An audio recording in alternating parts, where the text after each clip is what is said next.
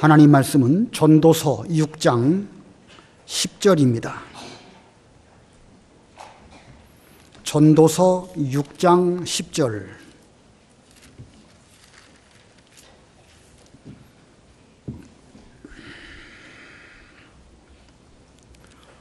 전도서 6장 10절 봉독합니다. 이미 있는 것은 무엇이든지 오래전부터 그의 이름이 이미 불린 바 되었으며 사람이 무엇인지도 이미 안 바 되었나니 자기보다 강한 자와는 능히 다툴 수 없느니라. 헛된 것을 더하게 하는 많은 일들이 있나니 그것들이 사람에게 무슨 유익이 있으랴.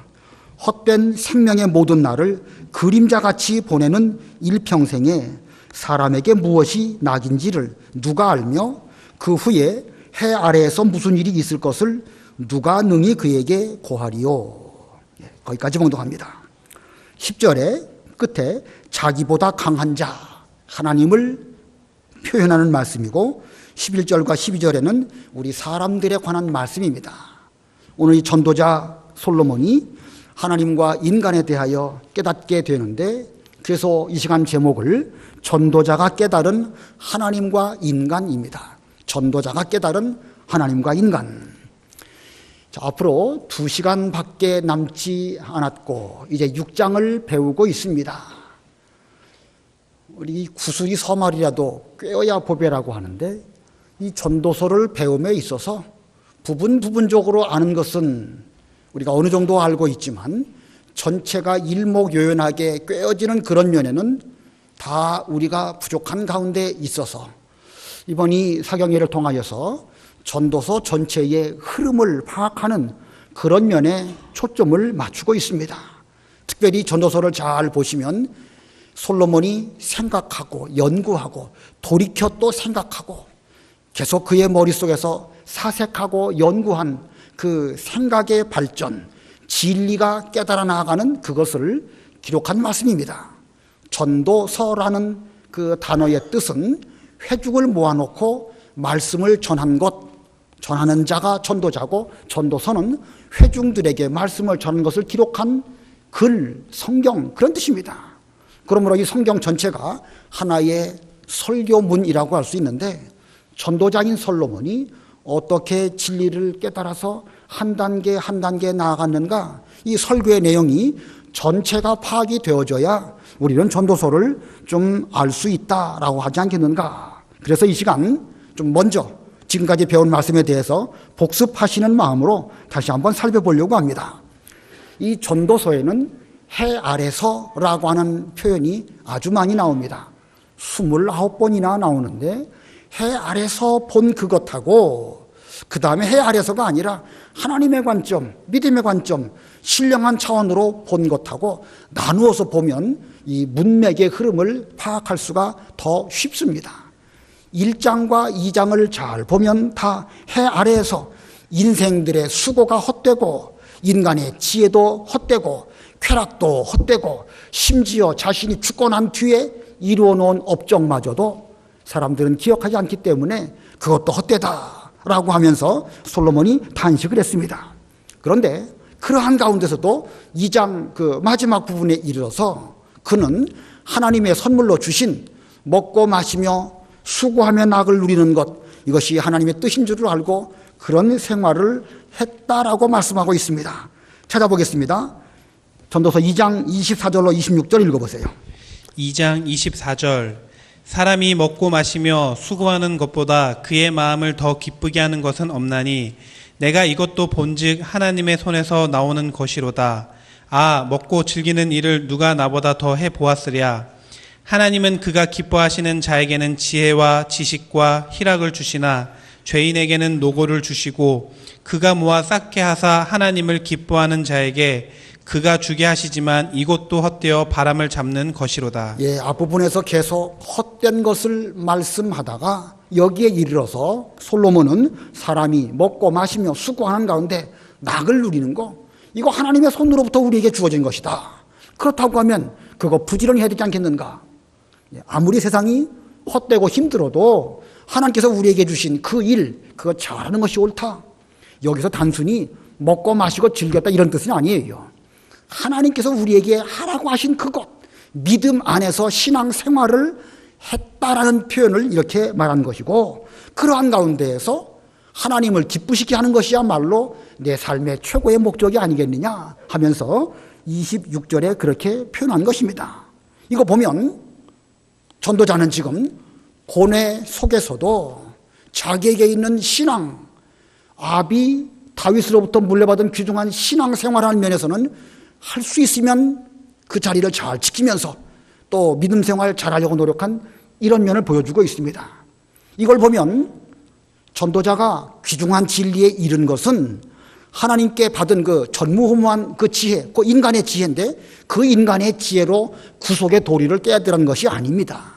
그가 부지런히 연구를 했지만 그런 가운데 신앙 자리를 지키고 거기서 먹고 마시며 즐기는 가운데 하나님을 기쁘시게 하는 신앙과 생활을 할 때에 때가 되어서 하나님께서 그에게 선물로 귀중한 진리를 알게 해주신 것입니다. 이거 대단히 중요한 말씀이지요. 우리가 지혜로 무엇을 깨닫는 것이 아니라 믿음과 신앙으로 자기 자리를 잘 지킬 때에 때가 되면 하나님께서 그에게 은혜를 주시고 깨닫게 해주신다. 이것이 2장 그 마지막 부분에서 주는 교훈입니다. 이런 가운데 이제 3장에 들어가면 이 전도자가 해 아래서가 아니라 해 위에서 하나님의 관점으로 인생들을 보니까 천하 범사에 시작이 있고 끝이 있구나. 창조로 말미암아 시작이 됐다고 하면 반드시 하나님의 뜻으로 정한 마지막이 있을 것을 그는 깨달았습니다. 마지막을 보니까 그때에 하나님의 심판이 있고 선과 악을 하나님께서 이제 심판하실 것을 깨닫고, 이 하나님의 심판을 생각해 볼 때에 짐승처럼 살지 말고 올바로 살아야 되겠구나. 짐승은 죽으면 그 혼이 아래로 내려가지만 사람은 죽으면 그 혼은 위로 올라가는데 이 사실을 누가 알랴? 그러나 나에게는 알려주셨구나 라고 하면서 아주 중요한 그 깨달음을 말하였습니다. 그런데 3장 끝에서 아직도 전도자가 깨닫지 못하고 궁금한 것이 한 가지가 있는데, 내가 죽은 후의 일을 누가 내게 알게 하고 누가 나를 죽은 가운데에서 하나님의 심판대로 데려올까 하는 그런 의문을 그는 마지막에서 던지고 있습니다. 3장 22절 읽어보세요. 3장 22절. 그러므로 나는 사람이 자기 일에 즐거워하는 것보다 더 나은 것이 없음을 보았나니 이는 그것이 그의 몫이기 때문이라. 그의 뒤에 일어날 일이 무엇인지를 보게 하려고 그를 도로 데리고 올 자가 누구이랴. 사람이 자기 일에 즐거워하는 것보다 더 나은 것이 없다. 귀중한 것을 3장에서 깨달았습니다. 그는 실천적으로 생활 속에서 믿음을 따라 자기 일을 열심히 하는 것, 이것이 본분인 줄을 깨달았습니다. 그런데 또 하나의 궁금증은 22절 하반절에 그의 뒤에 일어날 일이, 여기서 그의 뒤는 죽은 이후의 것을 말합니다. 사람이 죽은 뒤에 일어날 일이 무엇인지를 보게 하려고 죽은 그를 도로 데리고 올 자가 누구일까? 지금 전도자 솔로몬은 거기에 대해서 알지 못하는 가운데 이런 질문을 던졌습니다. 이제 이 궁금증, 아직도 깨닫지 못한 이 진리를 위해서 전도자는 4장에서 또 다시 해 아래에 있는 일들을 쭉 살펴봅니다. 이 4장에 보면 해 아래 하는 말씀이 거듭 나옵니다. 우리 어제 오후 예배 시간에 배웠는데, 하나님의 심판 앞에 인간은 얼마나 전적으로 무능한가라는 것을 보여주는데, 왜냐하면 인간 사회에는 시기, 또 인간 사회에는 욕심, 특별히 권력에 관한 욕심, 이런 것들이 있고, 서로 시기하고 서로 도우며 살아도 부족한데 돕지 못하고, 함께 누우면 따뜻하고 삼겹줄은 쉽게 끊어지지 아니하지만 나와 함께 할 수 있는 사람이 천하에 누가 있을까? 전도자가 찾아보았지만 문맥상으로 볼 때에 그는 없구나, 이것을 말한 것입니다. 결국은 그는 내가 죽은 이후에 나를 하나님의 심판대 앞에 의롭게 세울 자가 누구일까 하면서 해 아래 인간 세계를 바라보았지만, 인간 세계에는 이 전도자와 함께 할 수 있는 그런 대상, 그런 인물 없다. 즉 구세주는, 구원자는 인간 가운데 없다는 사실을 그는 4장에서 발견하게 된 것입니다. 그리고 이제 5장으로 넘어옵니다. 5장, 이 4장과 같은 인간 사회의 현실 속에서 성도라면 신앙생활을 어떻게 될 것인가, 이런 면을 또 5장에서 말합니다. 1절 한번 읽어보세요. 5장 1절. 5장 1절 너는 하나님의 집에 들어갈 때 내 발을 삼갈지어다. 가까이 하여 말씀을 듣는 것이 우매한 자들이 재물 드리는 것보다 나으니 그들은 악을 행하면서도 깨닫지 못함이니라. 예, 너는 이라는 표현이 여기 5장 1절에서 처음 등장합니다. 너는.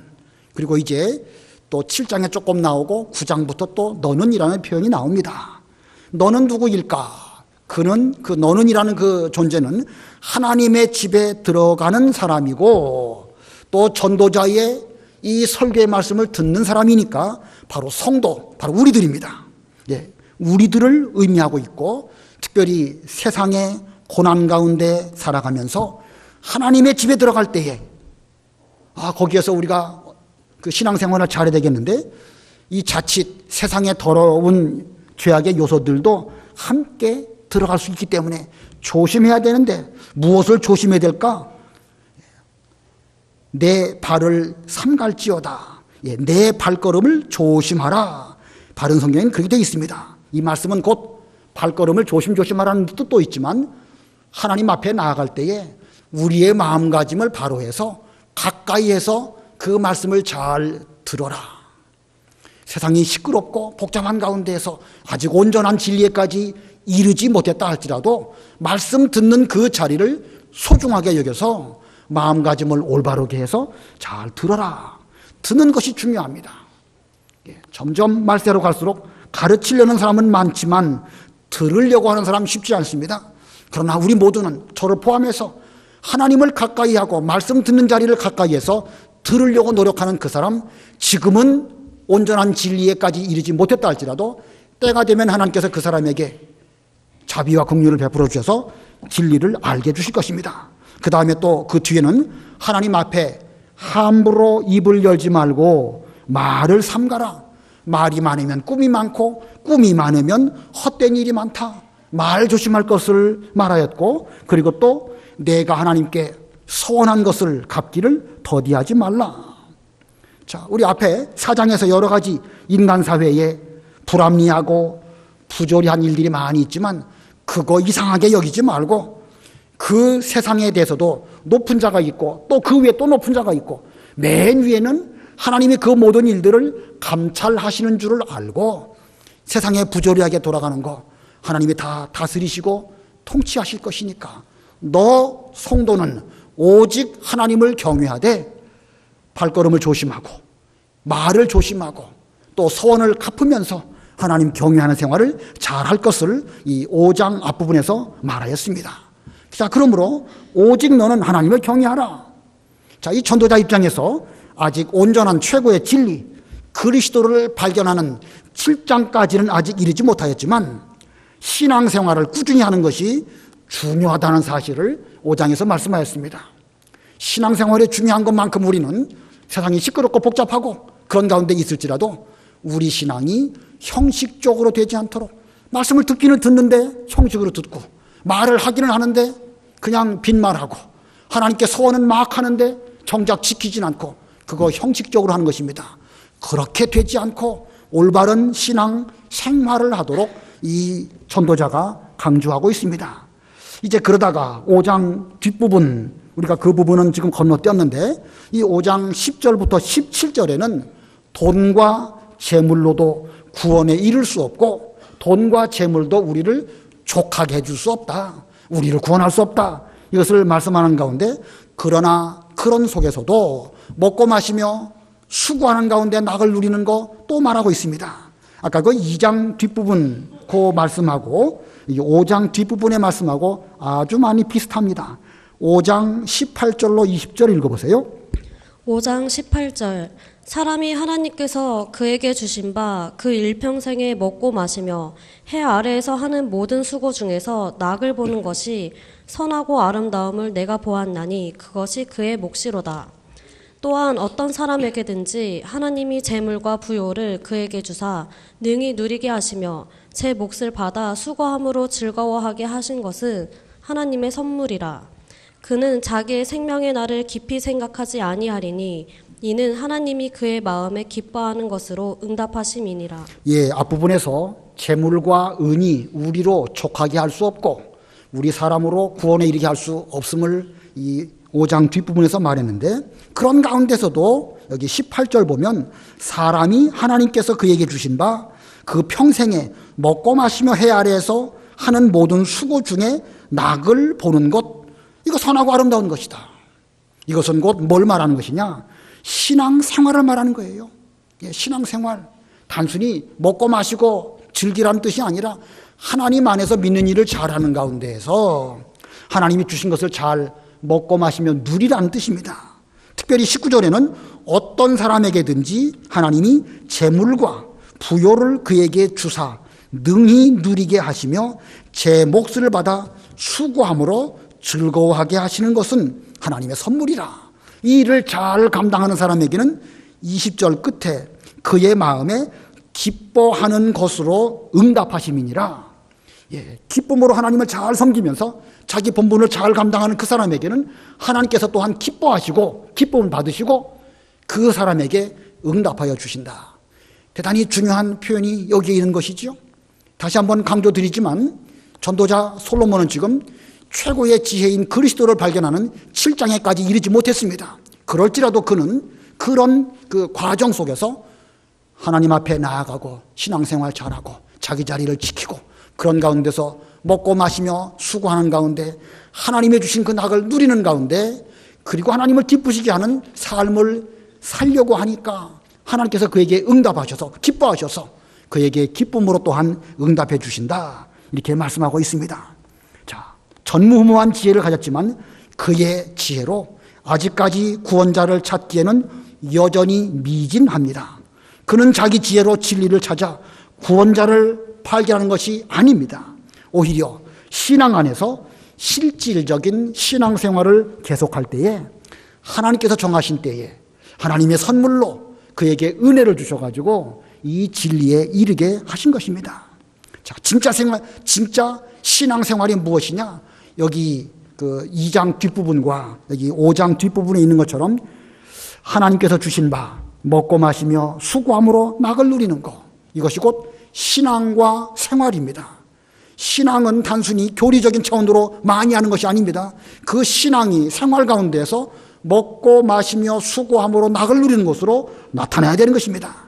지식적 교리가 아니라 실질적인 실천 신학이 바로 이 먹고 마시며 낙을 누리는 것입니다. 그런 가운데 하나님께서 우리에게 부요를 주셨는데 누리는 가운데 하나님을 기쁘시게 드릴 때에 하나님 또한 우리에게 기쁨을 주신다. 이건 역시도 하나님을 기쁘시게 드리는 생활을 강조하고 있습니다. 자, 어떤 지혜가 중요할까? 신앙생활이 중요할까? 다 중요하죠. 우리에게는 다 중요합니다. 그러나 본문의 관점으로 볼 때에 지혜가 중요하지만 그보다 먼저 기본적으로 신앙생활을 자기 자리에서 변함없이 꾸준히 잘하는 거, 이것만큼 중요한 게 없습니다. 그걸 잘 하다 보면 고난이 오지요.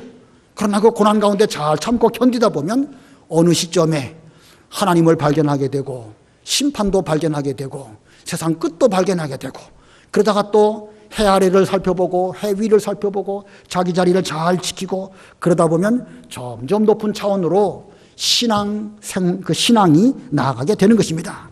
이제 6장에 넘어오면서 여전히 솔로몬은 해 아래에서 인생의 불행과 자기 지혜로 깨달을 수 없는 그 괴로움, 이런 것들을 보게 됩니다. 6장 1절 2절 읽어보세요. 6장 1절 내가 해 아래에서 한 가지 불행한 일이 있는 것을 보았나니 이는 사람의 마음을 무겁게 하는 것이라.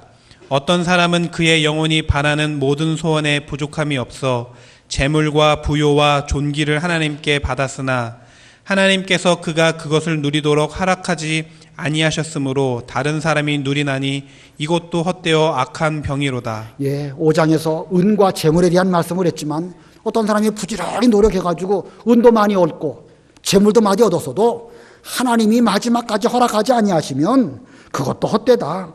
하나님께서 그것을 누리도록 허락하지 아니하셨으므로 다른 사람이 누리나니 이것도 헛되어 악한 병이로다. 인간이 아무리 해도 하나님의 주권 가운데에서 허락하지 아니하신다고 하면 그는 별 수 없다. 인간은 여기까지다. 인간의 한계를 그는 깨닫게 되는 것입니다. 아마 이러한 말씀을 전도자가 기록할 때에 그 말씀은 곧 솔로몬 자기 자신의 말이 아니었을까 생각이 듭니다. 그가 얼마나 재물을 많이 소유하였고 부요와 존귀를 얻었습니까? 그러나 그가 최고의 지혜를 가졌고 또 그 많은 것들을 얻었다 할지라도 하나님이 허락하지 아니하시면 그도 우리와 똑같이 범죄할 수밖에 없었고 하나님의 진노를 받을 수밖에 없었고 심지어 이스라엘에 우상이 들어오는 그런 일이 벌어질 수밖에 없었습니다. 하나님이 붙들어주지 아니하시면 솔로몬 본인이라 할지라도 어찌할 수 없었음을 그는 이렇게 표현한 것이 아닐까 생각이 듭니다. 그러다가 이제 쭉 지나가서 이 본문 6장 10절부터 12절 이 본문인데 아까 말씀드린 것처럼 이 전도자가 깨달은 하나님과 인간입니다. 이 중간 결론과 같아요. 중간 결론. 전도자 솔로몬이 해 아래에서 인생들을 살피며 연구하는 가운데 인생에 대해 깨달은 중간 결론. 다시 말하면 7장에 있는 그리스도를 발견하는 거기까지 이르기 위해서 지금 중간 단계쯤 와가지고 또한 중요한 진리를 깨닫게 됩니다. 각 한 절 한 절마다 여러 가지 의미, 중요한 의미가 있는데 그거 살펴보도록 하겠습니다. 먼저 10절 읽어보세요.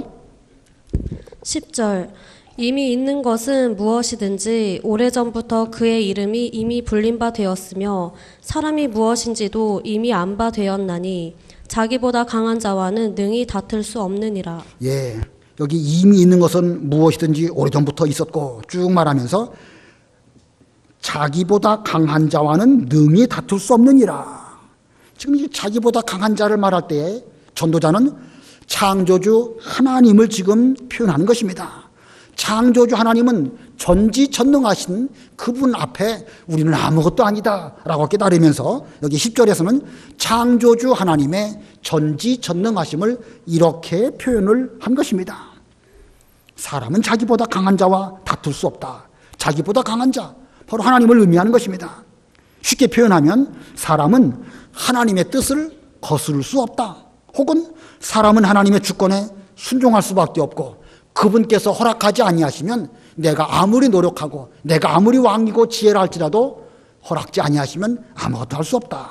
그러면서 부분 여기 좀 표현을 살펴보면요, 이미 있는 것은 무엇이든지 오래전부터 그의 이름이 이미 불린 바 되었으며, 이미 있는 무엇이든지 오래전부터 그의 이름이 이미 불린 바 되었다. 세상에 존재하는 모든 만물은 우연히 존재하는 것이 아니고 이미 하나님께서 만물을 창조하실 때부터 하나하나 그것들에 의미를 부여하시고 이름을 주시고 또 하나님의 계획 속에서 설계되어지고 그리고 존재하는 것입니다. 그래서 지금 그것들이 있는 것이죠. 돌멩이 하나 속에도 엄청난 과학이 들어있고 풀 한 포기 속에도 생명체의 신비가 있습니다. 어찌 보면 전 우주가 그런 신비한 속에서 이루어져 있습니다. 돌들이 많이 있는데 그 가운데 풀 한 포기가 올라온다. 그것도 하나님의 주권과 허락이 없으면 그 풀 하나 거기서 나올 수 없습니다. 자, 이 모든 가운데서 이루어져가는 모든 일들, 하나님의 예정, 하나님의 주권, 하나님의 허락, 정확하게 뜻대로 허락하지 아니하시면 될 수 없습니다. 되어질 모든 일들, 이것들을 우리 인간들은 한치도 조금도 손톱만큼도 바꿀 수 없습니다. 사람들이 뭐 돌멩이가 어떻고 풀이 어떻고 지구와 태양이 어떻게 돌아가고 이런 것들을 쭉 말하긴 하지만 하나님이 내신 창조의 원리를 조금 배워가지고 정말로 조금 배워가지고 아는 척을 하는 것입니다. 어떤 기상학자가 바람이 부는 것을 설명을 하면서 바람이 부는 원리를 우리가 이렇게 설명하지만 정확하게 그 원리를 안다고 해도 한 5%나 알까 말까 그거까지밖에 우리는 지금 모르는 것입니다.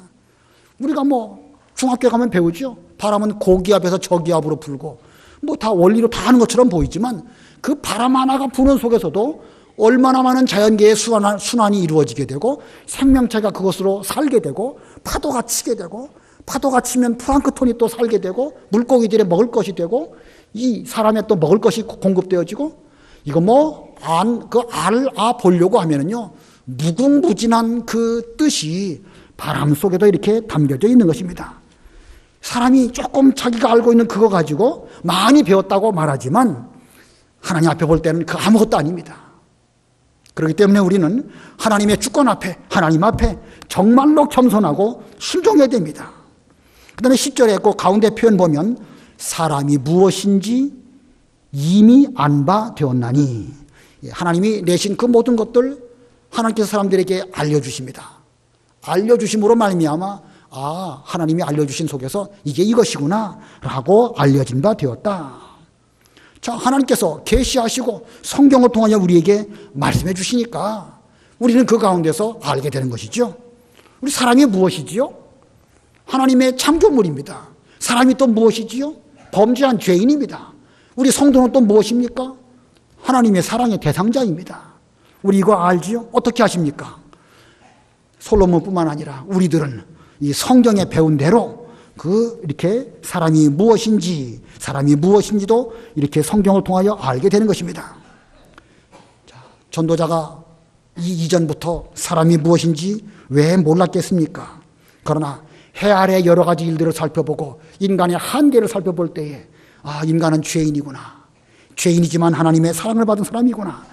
새삼스럽게 여기서 깨달으면서 사람이 무엇인지도 이미 안바되었나니, 그 다음에 자기보다 강한 자와는 능히 다툴 수 없느니라. 이 자기보다 강하신 분, 창조주 하나님, 절대 주권자이신 하나님에 대하여 우리는 다툴 수 없고 다만 그분 앞에 순종할 수밖에 없다. 자, 이 솔로몬은 10절에서 하나님은 창조주이시며 그 뜻대로 주장하시는 절대자이시기 때문에 우리 인간은 절대 순종할 수밖에 없다라는 것을 말하고 있습니다. 이 10절의 이 말씀, 우리도 하나님이 하시는 모든 일 앞에 진짜로 겸손하고 순종해야 됩니다. 하나님의 일이 이렇게 막 이루어집니다. 얼마나 격변하는 힘든 일들을 우리가 겪어서 여기까지 왔습니까? 이걸 볼 때에 기도하는 가운데 하나님의 뜻이 무엇일까? 그 뜻을 파악하는 사람은요, 최고로 지혜로운 사람입니다. 파악한 그 뜻을 순종하는 사람은 거스르지 아니하고 순리대로 인생을 살아가는 사람입니다. 그런데 하나님의 뜻이 무엇인지도 알지 못하면서 알량한 자기 지혜를 가지고 이게 옳고 저게 옳고 복잡하게 막 하다 보니까 인간 사회가 시끄러워집니다. 그러나 시끄러워진다고 해서 하나님의 뜻이 안 이루어지느냐? 절대 그럴 수 없습니다. 자기보다 강한 자와 우리가 어떻게 다툴 수 있겠습니까? 하나님의 뜻은 이렇게 이루어져서 오늘 이 자리에 우리가 앉아있는 데까지 그 뜻이 이루어졌습니다. 앞으로도 하나님께서 저와 여러분을 어떻게 인도하실지 우리는 분명히 알 수 없지만, 그러나 하나님께서 어떤 일을 하고자 하실 때에 선지자를 통하여서, 오늘날 뭐 선지자가 꼭 있는 건 아니에요. 때에 따라서는 영적 감동, 때에 따른 성경 말씀, 혹은 우연히 베드로 같은 경우는 다구는 소리를 통해서 일깨워 주실 것입니다. 일깨워 주실 때에 이게 하나님의 뜻이구나. 강한 자와 다투면 오히려 내가 무너질 수밖에 없으니까, 멸망당할 수밖에 없으니까 그 뜻을 잘 찾고 그 뜻대로 나아가는 것, 이것이 하나님 앞에 제대로 순종하는 순리대로 사는 사람의 모습입니다. 자, 우리 하나님은 전지전능하시다. 10절에서 깨달았고, 두 번째로 그는 또 뭘 깨달았을까? 11절 읽어보세요. 11절, 헛된 것을 더하게 하는 많은 일들이 있나니 그것들이 사람에게 무슨 유익이 있으랴. 예, 헛된 것을 더하게 하는 많은 일들이 있다. 많은 일들이 했는데 그게 뭐 얼마나 위대하게 보일 수도 있겠죠. 그러나 결과적으로 놓고 보면 그거 아무것도 아니다. 인간은 전적으로 무능하다라는 표현으로 바꾸어 말할 수 있을 것입니다. 11절에서 인간에 대한 깨달음을 지금 전도자가 말하고 있습니다. 헛된 것을 더하게 하려고 뭘 많이 하지만 그게 보면 아무것도 아니라는 것이죠. 전도자 솔로몬이야말로 이스라엘 역사에 있어서 얼마나 위대한 일을 했습니까? 성전을 짓고 왕궁도 짓고 나라를 부강하게 만들고 그 태평성대를 누리게 하고 외국과 전쟁하지 아니하고 무역하는 가운데서 점점 부유한 나라로 만든 참으로 위대한 왕입니다. 큰 업적을 이룬 사람입니다. 그러나 자기가 한 일들을 그 진리를 깨닫는 이 면에서 보니까 누가 과연 내가 죽은 이 이후에 하나님의 심판대 앞에 나를 세워주실 수 있을까 생각해 보니까 자기가 한 모든 일들은 전적으로 무능하고 아무것도 아니다, 이걸 깨달은 것입니다. 그 외에 인간적으로 무슨 철학적으로라든지 과학적으로라든지 인간들이 많이 연구하고 공부하는 것처럼 보이지만 그래서 얻은 결론이 뭡니까? 철학자들이 2500년 전에 너 자신을 알라라고 말했지만 지금까지 그 답을 얻지 못하는 것이 가장 높은 학문이라고 하는 철학의 결말입니다. 또 과학적으로 사람이 어디서부터 왔다가 종말은 어떻게 될 것인가 많이 연구하지만 과학자들이 기껏 알아낸 것은 원숭이가 진화해서 사람이 됐다라고 말하고 있습니다. 자, 얼마나 그 자체도 비과학적입니다. 근데 그들은 과학이라는 이름을 가지고 이게 과학적이다라고 말합니다. 최고의 지혜자 솔로몬은 지금부터 이미 3000년 전에 인간은 전적으로 무능하다, 수없이 많은 헛된 일을 더한다 할지라도 아무 유익이 없다, 단정적으로 여기서 말씀하고 있습니다. 이것은 솔로몬이 자기 지혜와 자기 삶을 통하여 먼저 이 모든 일들을 다 해보고 그리고 내린 결론입니다. 솔로몬 자기의 이야기죠. 솔로몬 자기의 이야기를 여기다가 써놓고 있는 것입니다. 그러면 오늘날 우리가 이 말씀을 듣는 성도 입장에서 이 말씀이 나의 이야기가 되어야 됩니다.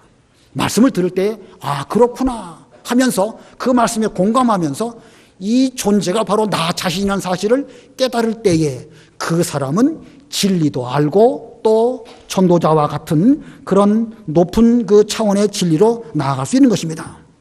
만일 이 즈음 솔로몬이 자기는 이스라엘 왕이고 최고의 지혜자다라고 생각했다고 하면 그는 이 7장에 가서 그리스도를 발견하는 그 다음 단계로 나아갈 수가 없습니다. 철저하게 자기는 아무것도 아닙니다. 나는 전적으로 무능한 사람입니다. 이걸 깨달아야 그 다음 단계에서 주님을 만나고 주님 저 도와주십시오 라고 말할 수 있는 것이지, 자기 힘으로 하려고 하면 그 사람은 아무것도 못합니다.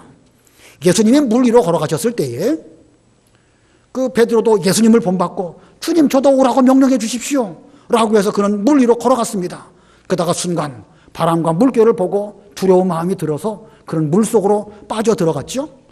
만일 그때 베드로가 자기 힘으로 헤엄쳐가지고 살아보려고 했다, 그건 주님께 부르시지 않을 것입니다. 그러나 베드로 입장에서는 방법이 없거든요. 주님, 저는 제 힘으로 이 소용돌이 속에서 헤어날 방법이 없습니다. 저를 구원해 주십시오 라고 말할 때 주님께서 능력의 손을 붙들어 주셔가지고 그를 건져주신 것입니다. 이게 단순한 하나의 사건이지만 이게 바로 우리의 인생이고 솔로몬도 지금 그런 가운데 있는 것입니다. 솔로몬은 지금까지 많은 지혜를 얻었고 노년이 되었고 연구하고 또 연구해서 거듭거듭 여기까지 왔지만 아직까지 구원자 그리스도를 발견하지 못한 이런 가운데 있는데 그 직전에 자기가 전적 무능한 상태의 사람이라는 것을 깨닫게 된 것입니다. 그리고 자기를 내려놓게 된 거예요. 오늘날 우리도 자기를 부인하고 나는 아무것도 아닙니다. 비록 사실 우리 개인적으로 볼 때 다 훌륭합니다. 여러분 인생 사시면서 많은 것을 깨닫고 여기까지 오셨죠. 우리 인간적으로 보면 다 훌륭해요. 그러나 구원 문제에 있어서 하나님의 심판대 앞에 있어서 우리가 뭘 내놓을 게 있겠습니까? 뭘 가지고 우리가 구원받겠습니까? 돈입니까? 지식입니까? 자녀입니까? 하나도 없습니다. 그다 내려놓고 자기를 부인하고 저는 아무것도 할 수 없습니다. 자기 지혜, 자기 생각, 자기 능력 이거 다 내려놓게 될 때에 비로소 주님께서 우리는 호소할 수밖에 없고 주님의 능력의 손으로 우리를 붙들어 주시는 것입니다. 자, 그 다음에 12절 또 읽어보세요. 12절 헛된 생명의 모든 날을 그림자같이 보내는 일평생에 사람에게 무엇이 낙인지를 누가 알며 그 후에 해 아래에서 무슨 일이 있을 것을 누가 능히 그에게 고하리오. 예, 여기 누가 알며 그랬죠? 알 수 없다는 뜻입니다. 헛된 생명의 모든 날을 그림자같이 보내는 일평생에 사람에게 무엇이 낙인지 누가 알며 인생은 아무도 알지 못한다. 여기 이 12절에서 말하고자 하는 것은 인간의 전적 무지란 말은 모른다는 뜻이죠. 그냥 무지가 아니라 전적 무지예요. 아무것도 모른다는 것입니다. 인간들은 그림자같이 지나가 버리는 세월 속에서 일평생 이게 무엇이 낙일까? 우리 2장에서 솔로몬이 여러 가지 다 해봤죠. 집을 짓기도 하고 연못을 파기도 하고 종들을 사기도 하고 팔기도 하고 포도원을 짓기도 하고 자기를 즐겁게 하기 위해서 그 인생의 행복이 무엇인지를 알아보기 위해서 부지런히 여러 가지 일들을 많이 했습니다. 그래서 인간들이 진정한 답을 알 수 있었는가? 여기 6장 12절에 이르러서 인간은 전적으로 무지해서 진정한 답 얻을 수 없다.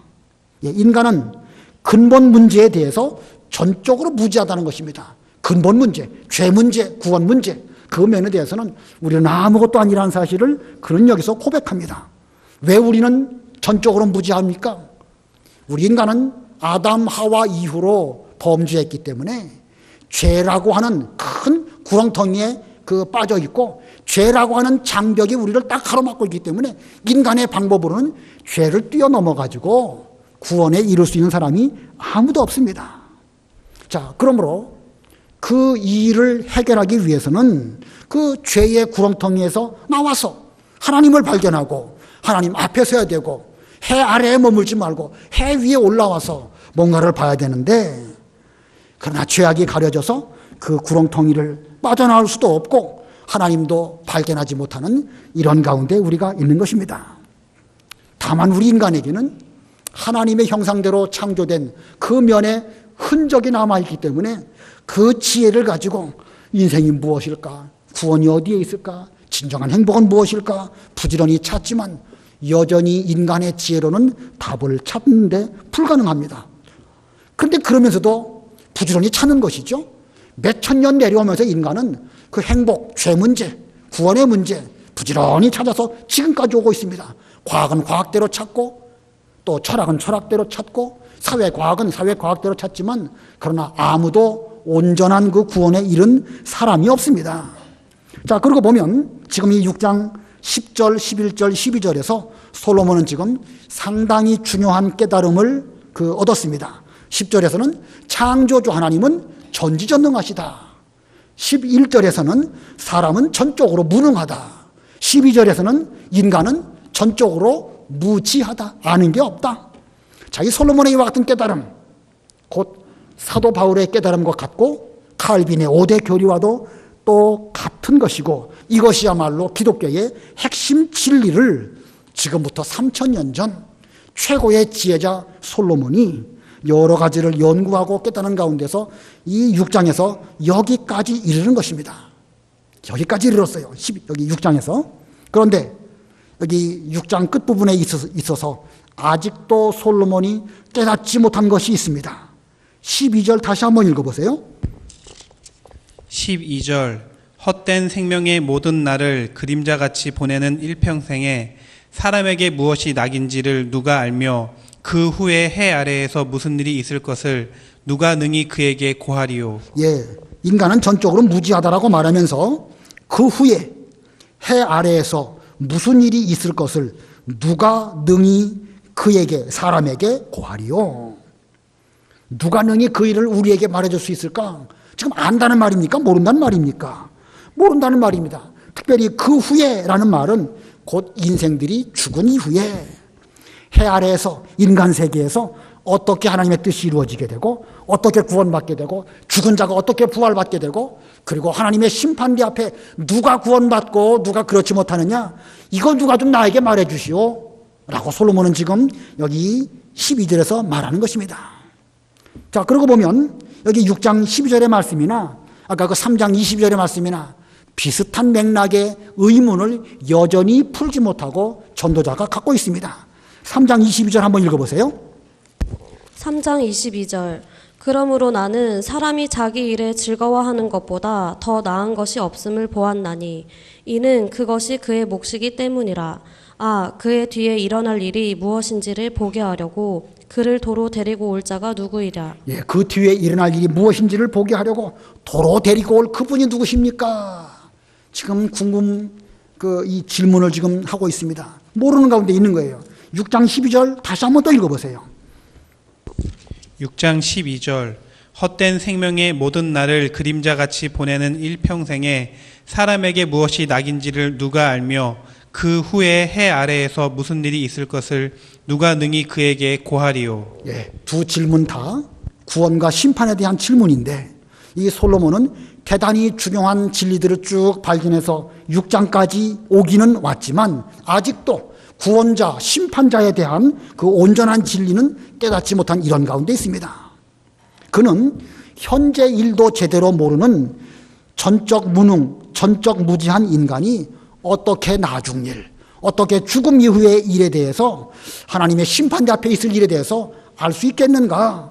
누구 좀 말해 주시오. 지금 말하는 것입니다.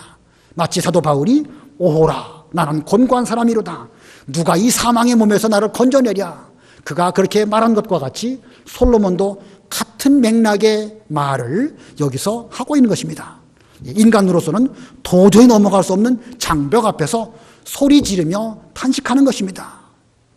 자, 이제 그런데 이 과정을 지나서 솔로몬은 해 아래의 관점에서 이제 해 위로 하나님의 관점으로 이제 넘어가게 됩니다.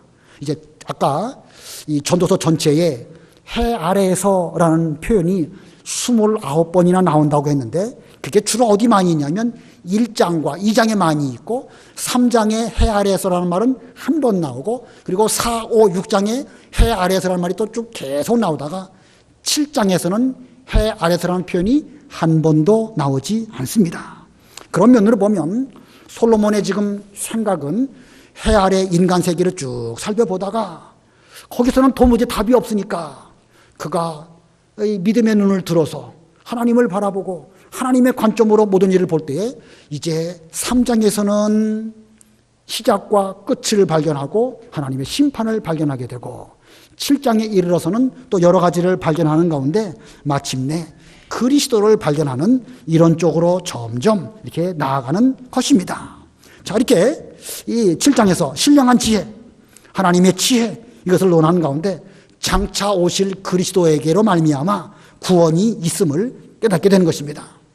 자, 상당히 중요한 진행이 지금 되고 있습니다. 그렇기 때문에 이게 어려워도 읽으시기 바랍니다. 읽으시는 자는 깨달을진저. 제가 뭐 여러분에게 뭘 해드리는 거 아니에요. 여러분 스스로 전도서를 좀 잘 읽으시고 그리고 깨달으시는 그런 여러분이 되시면 좋겠습니다. 현재 우리가 어떻게 살고 있는가? 가장 행복하게 살았음직한 솔로몬도 고민과 괴로운 가운데서 인생을 살았는데 우리 역시도 여러 가지 어렵고 힘들고 고민 가운데 살아가고 있습니다. 어찌 보면 늘 고민하면서 괴롭게 사는 것이 인생의 당연한 모습이라고 할 수 있고 오히려 하나님께서는 그 괴로움을 통해 가지고 우리에게 유익을 주십니다. 그래서 인생이 괴로운데 그 고민인데 그 괴로움 자체가 아름다운 것입니다. 신앙으로 볼 때에.